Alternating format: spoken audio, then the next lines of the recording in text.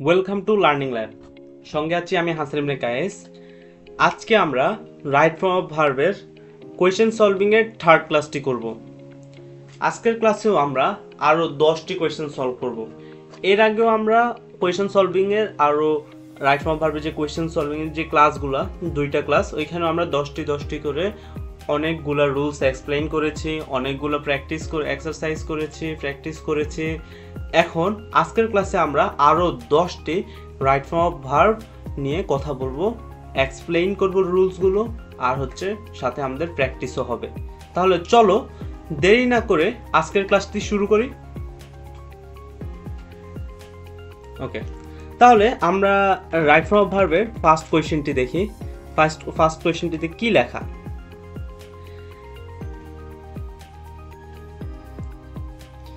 I am looking forward dash you. I am looking forward dash you. তাহলে এখানে কি হতে পারে? এখানে কি হতে পারে? I am looking forward dash you. আমরা জানি একটা রুলস আছে লুকিং ফরওয়ার্ড নিয়ে। রুলস বলতে এটা হচ্ছে আমাদের মেমোরাইজিং করার মতো জিনিস। আমরা জানি লুক ফরওয়ার্ড টু আমি রুলসটা লিখে দিই সুন্দর করে। রুলস হচ্ছে কি? Look forward to plus verb end. গেঁথে ফেলো মাথার মধ্যে ভাই, কারণ এটা প্রায় সব পরীক্ষায় আসে। প্রায় সব পরীক্ষায় রাইট ফর্ম অফ ভার্বস থেকে আসলে এটা দেখাই যায় প্রায় সব পরীক্ষায়। Look forward to verb ING. Look forward to এর পরে কি বসবে? Verb ING. যেহেতু এখানে অলরেডি লুক ফরওয়ার্ড দেয়া আছে, লুকের ফার্স্ট পার্টিসিপল ফর্ম করে লিখেছে লুক ফরওয়ার্ড, এখানে দেয়া আছে, তাহলে এর পরের অংশটা কি হবে? লুকিং ফরওয়ার্ড টু কোথায় আছে? এখানে দেখো তিনটা জায়গায় টু আছে। একটা হচ্ছে অপশন সি তে, অপশন ডি তে, আর অপশন এ তে। অপশন এ সি তে আছে। এই অপশন সিটা হচ্ছে টু সি, অর্থাৎ ইনফিনিটিভ হবে না। টু হ্যাভ সিন হবে না। আমরা জানি কি টু এর পরে ভার্ব আইএনজি হয়, এখানে হ্যাভ সিন হবে না। এখানে হচ্ছে টু সিং। তাহলে আমাদের জন্য কারেক্ট আনসার কোনটা? অবশ্যই এটা। ওকে, তাহলে আমরা জানি ফার্স্ট অ্যান্সার হচ্ছে লুক ফরওয়ার্ড টু এর পরে সবসময় কি বসে? ভার্ব আইএনজি থাকে। তাহলে I am looking forward to seeing you. ঠিক আছে, তাহলে আমরা সেকেন্ড কোয়েশ্চেনটি দেখি।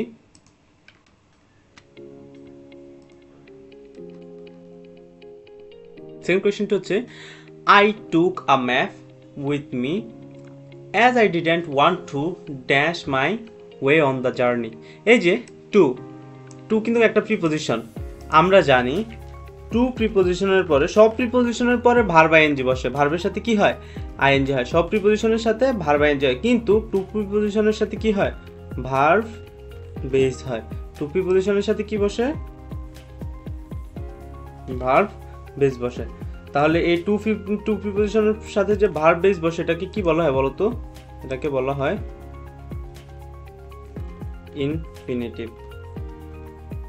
এটাকে বলা হয় কি? টু এর সাথে ভার্বের বেস ফর্ম বসলে এটাকে বলা হয় ইনফিনিটিভ। গুড।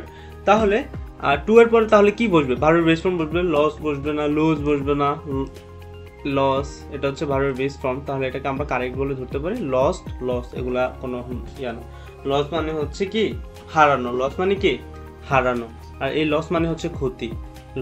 লসের ফার্স্ট ফর্ম হচ্ছে লস্ট। তাহলে চলো আমরা এবার থার্ড কোয়েশ্চেনটা দেখি। আমরা নিচে নিয়ে যাই একবারে। দেয়া আছে he watched the boat dash down the river. এটার সোজা বাংলায় সে দেখতেছিল যে নৌকাটি কি করলো? নদীর উপর দিয়ে ভেসে চললো। তাহলে কি হবে? He watch the boat dash down the river. তাহলে দেখো আমরা জানি এখানে এমন একটা জিনিস কিছু বসতে হবে যেটা নাউনকে কি করবে? বর্ণনা করবে, রাইট? তাহলে টু ফ্লোট হবে না। টু ফ্লোট হচ্ছে ইনফিনিটিভ নিজেই তো একটা নাউন। বাক্যের ভার্ব যখন টু প্লাস ভার্বে যখন বসে তখন সেটাকে ইনফিনিটিভ বলা, সেটা নাউনের মতো কাজ করে। ওকে, আর ফ্লোটিং এটাকে ধরা যায় কারণ ফ্লোটের সাথে আইএনজি, অর্থাৎ ভার্বের সাথে যখন আইএনজি যুক্ত হয়, তখন সেটাই কি বলে? পার্টিসিপল বলে, প্রেজেন্ট পার্টিসিপল অ্যাডজেক্টিভই বলে এটাকে। সো এটাকে তখন কি বলে, পার্টিসিপল বলে। কিন্তু এই বাক্যে এটা কিন্তু অ্যাডজেক্টিভ হিসাবে বসেনি, এই বাক্যে বসেছে পার্টিসিপল ফ্রেজ হিসাবে। এই বাক্যে কি হিসাবে বসেছে, পার্টিসিপল ফ্রেজ হিসাবে। ওয়াজ প্লটিং হবে না, হ্যাড প্লটেড হবে না, এগুলো হচ্ছে দুটোই হচ্ছে গ্রামাটিক্যাল স্ট্রাকচার ফলো করে। এটা হচ্ছে ভার্বের ফার্স্ট কন্টিনিউয়াস টেন্স, এটা হচ্ছে ভার্বের ফার্স্ট পারফেক্ট টেন্স, তাহলে এগুলো হবে না। তাহলে আমাদের জন্য অ্যাপ্রোপ্রিয়েট অ্যান্সার হচ্ছে কোনটা, এইটা। গুড, তাহলে কারেক্ট অ্যান্সার এইটা। এটাকে আমি ব্ল্যাক করে দিই,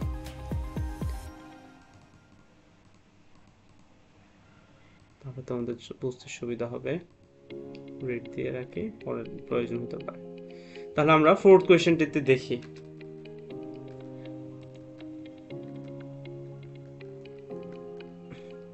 Rishan wax as if he dash lay. Rishan wax as if he dash lay. এখন বলো as if এর পরে কি বসে। এখানে কিন্তু একটা রুলস আছে, যারা জানো অ্যান্সারটি দিয়ে ফেলো, শীঘ্রই অ্যান্সারটি দিয়ে ফেলো, লেট করবা না, ঠিক আছে। রুলস হচ্ছে as if এর পরে সবসময় ওয়ার বসবে ভি ভার্বের ক্ষেত্রে। মাথায় রাখবে কিসের ক্ষেত্রে, যদি ভি ভার্ব হয়, ভি ভার্বের ক্ষেত্রে। ভি ভার্বের ক্ষেত্রে কি বসবে, as if এর পরে সবসময় ওয়ার বসবে। গুড, তাহলে Rishan wax as if he dash lame, তাহলে এখানে কি হবে বলতো, কোন অ্যান্সারটা কারেক্ট হবে। as if যেহেতু আছে, তাহলে as if এর পরের অংশটা কি হয়, ওয়ার হয়, তাই না। তাহলে কারেক্ট অ্যান্সার হচ্ছে ওয়ার। এটা হচ্ছে আমাদের রুলস। ওকে, চলো এবার আমরা ফিফথ কোশ্চেনটি দেখি।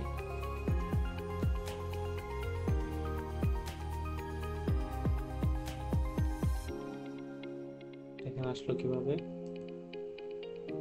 Good job. দেখো এটা একটু সরাই দিই, তাহলে তোমাদের দেখতে সুবিধা হবে। In many ways riding a bicycle similar to dash, এখানে ইজ সিমিলার টু আছে, এখানে কি আছে, সিমিলার টু আছে। বলে রাখি এটা কিন্তু একটা প্যারালাল সেন্টেন্স স্ট্রাকচার ফলো করেছে। ইন মেনি ওয়েজ পরের ক্লজটি কি দ্বারা শুরু হয়েছে বলতো, জিরান্ড দ্বারা। তাহলে সিমিলার টু এর পরের যে সেন্টেন্সটি বসবে সিমিলার টু, সেটাকেও আগের সেন্টেন্সের মতো স্ট্রাকচার দেওয়ার জন্য ইঙ্গিত করে। দেখো, riding a bicycle is similar to driving a car. Good, riding a bicycle is similar to কি, ড্রাইভিং আ কার। আর বাকিগুলোর সাথে দিলে কি মিলে, similar to the driving of a car. To এর পরে ডিরেক্ট তো কোনো আর্টিকেল বসবে না। হোয়েন ওয়ান, এখানে টু অলরেডি আছে, টু এর পরে কি হোয়েন বসে না। তাহলে আমাদের জন্য অ্যাপ্রোপ্রিয়েট অ্যান্সার কোনটা, এটা, রাইট। তাহলে কারেক্ট অ্যান্সার হচ্ছে in many ways riding a bicycle is similar to driving a car. কারণ সিমিলার টু কি করে, একটা প্যারালাল সেন্টেন্স স্ট্রাকচার দেওয়ার জন্য ইঙ্গিত করে। যেমন প্রথম অংশটা যেটা হবে, পরের অংশটাও ঠিক সেরকমই স্ট্রাকচারটি হবে।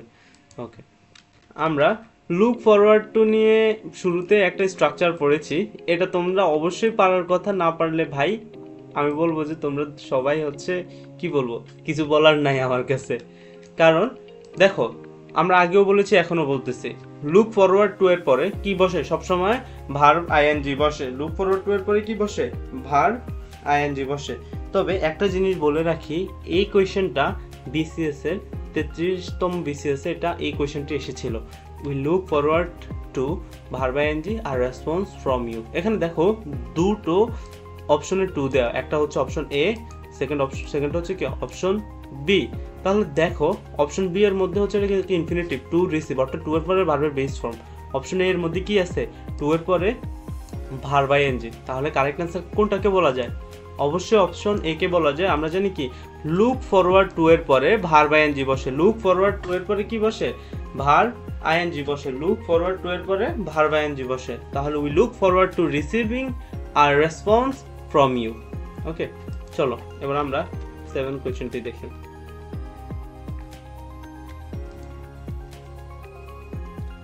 If I dash a king, বলে রাখি এক্সক্লেমেটরি সেন্টেন্সের ইফ যুক্ত এক্সক্লেমেটরি সেন্টেন্স দিয়ে বর্তমানকালে কোনো অসম্ভব কল্পনা করা বোঝাতে সাধারণত ফার্স্ট ইনডিফিনিট টেন্স হয়। সাধারণত কি বসবে, ফার্স্ট ইনডিফিনিট টেন্স হয়, কিন্তু ভি ভার্ব থাকলে ওয়ার বসে। কি, কিন্তু ভি ভার্ব থাকলে কি বসবে? ওয়ার বসবে।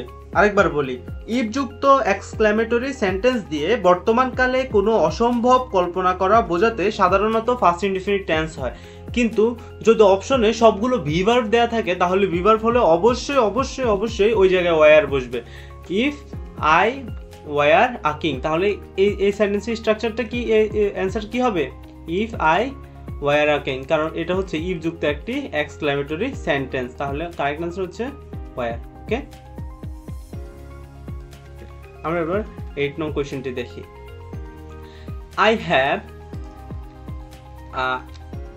I have been living in Dhaka. I have been living in Dhaka.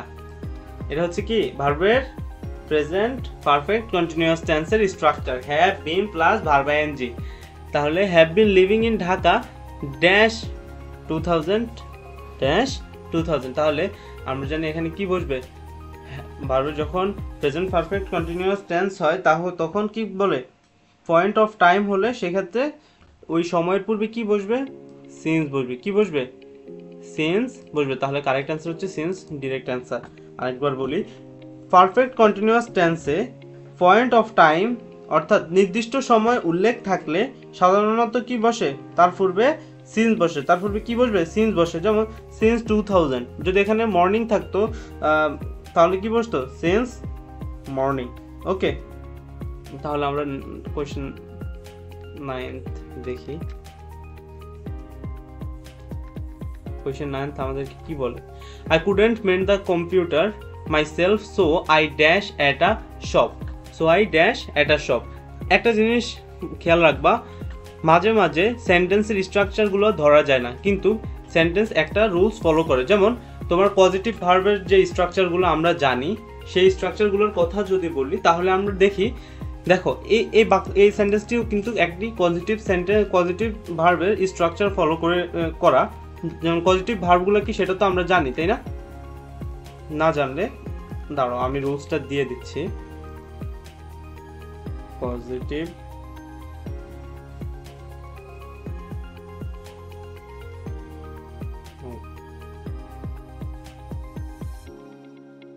Verb হচ্ছে কি? পজিটিভ ভার্বগুলো হচ্ছে have, make, get, have, let. Okay, এগুলো হচ্ছে কি positive verb. Make, get, help, এগুলো হচ্ছে পজিটিভ ভার্ব। ওকে, তাহলে পজিটিভ ভার্বের স্ট্রাকচারটা কি? আমরা এবার রুলসটা দেখি। পজিটিভ ভার্বসের রুলসটা কি হয়? ওকে, রুলসটা দেখলে আমাদের কাছে জিনিসটা একবারে ইজি হয়ে যাবে। রুলসটা হচ্ছে সাবজেক্ট, তারপর কি বসবে? পজিটিভ ভার্ব, অবজেক্ট,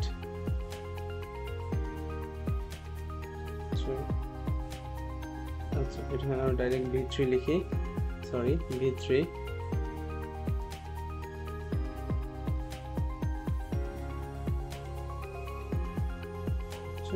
এটা হচ্ছে সেন্টেন্সের স্ট্রাকচার।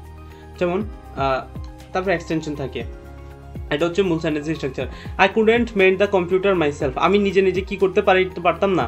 কম্পিউটারটাকে মেরামত করতে পারতাম না। মেন মানে হচ্ছে মেরামত করা। So I dash at a shop. So I, যেহেতু এখানে আমরা পজিটিভ ভার্বটা কি সেটা আগে একটু জেনে নিই। কোনো কাজ কারো দ্বারা করালে আমরা সেই ক্ষেত্রে সেই সকল সেন্টেন্সের স্ট্রাকচার কি বসে? পজিটিভ ভার্ব বসে। ওকে, তাহলে পজিটিভ ভার্বের স্ট্রাকচারটি হচ্ছে কি? সাবজেক্ট বসবে, পজিটিভ ভার্ব, অবজেক্ট, ভার্বের first participle form. Positive verb হচ্ছে 5টা, কি? Have, make, get, help, let. Have, make, get, help, let, এগুলোর ফার্স্ট ফর্ম বসলেও ওইগুলোও পজিটিভ ভার্ব হয়ে থাকে। তাহলে চলো আমরা এগুলোকে সাইন ইন করে ফেলি। পজিটিভ ভার্ব, যেহেতু I couldn't mend the computer myself, আমি নিজে কম্পিউটারকে কি করতে পারতাম না? মেরামত করতে পারতাম না। তাহলে আমি অবশ্যই অন্য কারো হাতে করাবো, তাই না? So I had it mended at a shop. So I had it mended at a shop. সহজ হিসাব, পজিটিভ ভার্ব যখন বসবে তখন কি বসবে? সাবজেক্টে একটা সাবজেক্ট থাকবে, যেখানে সাবজেক্ট এখানে হচ্ছে কি? আই, তারপর পজিটিভ ভার্ব, এখানে দেখো পজিটিভ ভার্ব তিন জায়গায় পজিটিভ ভার্ব দেয়া আছে। একটা হচ্ছে option A, option B, option D. তাহলে দেখো অপশন এ তে হচ্ছে হ্যাড, অপশন বি তেও হ্যাড, অপশন ডি তেও হ্যাড। হ্যাভের ফার্স্ট ফর্ম কি? হ্যাড, তাই না? তাহলে এখানে হ্যাড দেওয়া আছে, এটা হচ্ছে পজিটিভ ভার্ব। এই হ্যাডটা কিন্তু পজিটিভ ভার্ব। তারপর হেডের পরে কি বসবে? অবজেক্ট বসবে। হেডের পরে অবজেক্ট বসছে, ইট বসছে অবজেক্ট। ওকে, ইটের পরে কি বসবে? অবজেক্টের পরে ভার্বের ফার্স্ট পার্টিসিপল ফর্ম অর্থাৎ V3 ফর্ম বসবে। তাহলে এখানে V3 ফর্ম কয়টাতে বসছে? হেডের পরে এখানে অবজেক্ট নেই, তাহলে এটা এই অপশনটা আমাদের ভুল, এটা আমাদের বাদ। হ্যাড ইট মেন্ট, এখানে অবজেক্ট আছে কিন্তু ভার্বের প্রেজেন্ট ফর্ম লিখছে, তাহলে এটাও কি? মেন্টটা কি ভার্বের ফার্স্ট পার্টিসিপল ফর্ম? নো, এটা হচ্ছে ভার্বের প্রেজেন্ট ফর্ম। তাহলে এটাও আমাদের কি ভুল থাকলো হাতে একটা অপশন এ, ওইটাতেই ঠিক আছে, হ্যাড ইট, অর্থাৎ হেডের পরে অবজেক্টের পরে ভার্বের ফার্স্ট পার্টিসিপল ফর্ম। তাহলে কারেক্ট অ্যান্সার হচ্ছে কি? ভার্বের ফার্স্ট পার্টিসিপল ফর্ম।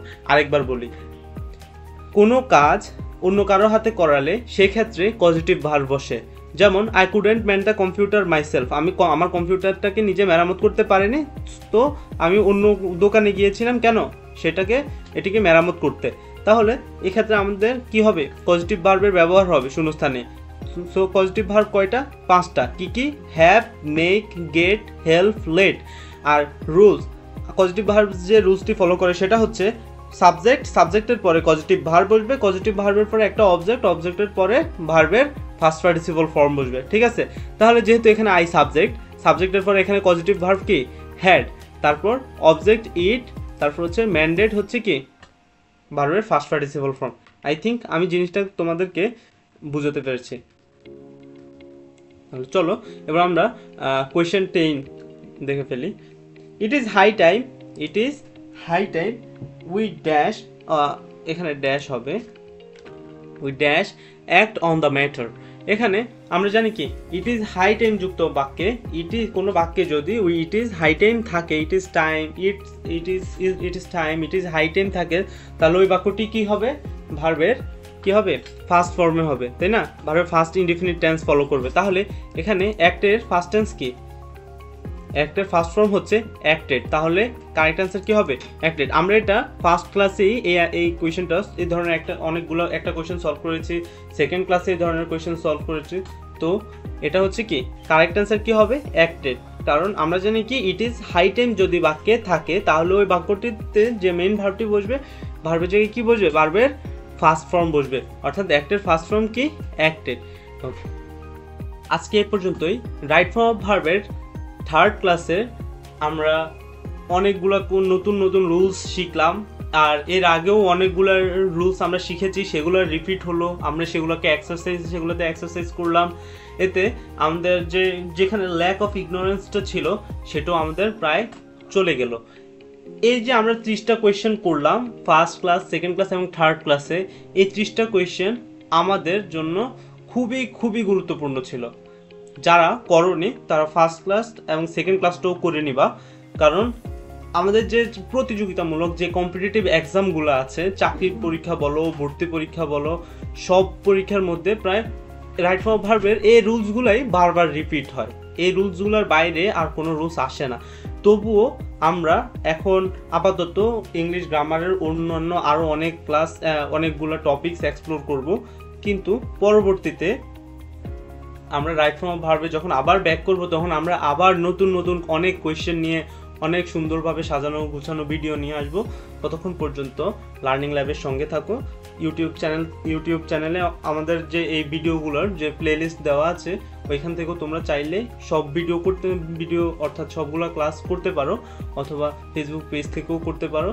সো সঙ্গে থাকো লার্নিং ল্যাবের। আল্লাহ হাফেজ।